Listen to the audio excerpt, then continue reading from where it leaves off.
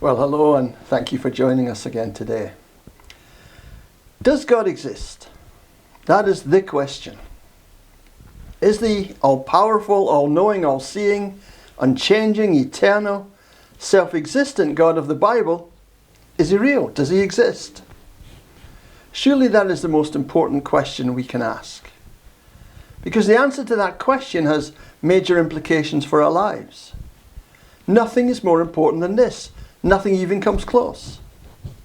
You may well ask, how does the answer to this question affect your life? Well, because if he is God, then you are not. If God is a supreme deity who created all and who controls all things, then we are not gods of anything. We are not God of our own life.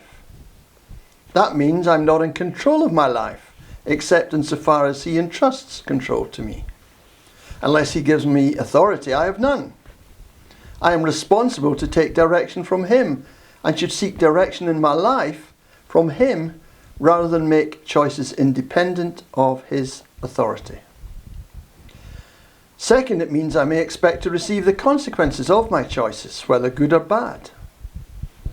His rules matter, my preferences and expectations do not.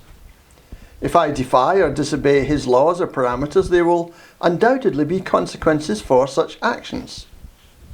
This is up to him, not me. And thirdly, the ultimate purpose of my life is not up to me. As the one who created me, God determines the reason for my existence. My life exists for his purpose. If God exists, then it's in our best interest to understand more about his nature and purposes, to follow him so as to enjoy his favour and to enjoy life. And there are only three logical responses to God. Number one, you can choose to live in defiance of his authority.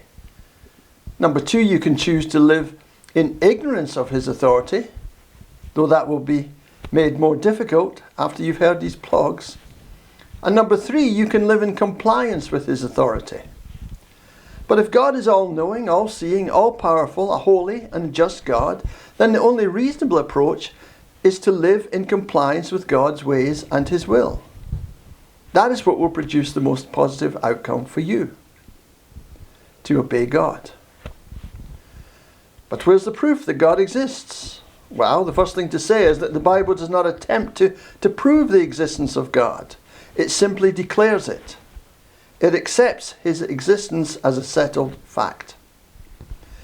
As the opening verse of the Bible states in Genesis 1, verse 1, in the beginning, God created the heavens and the earth.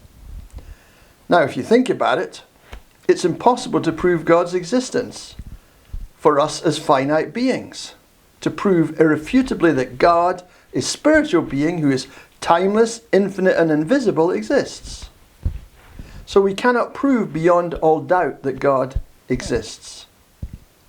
And so he is something that we must believe in. And that is where faith comes in.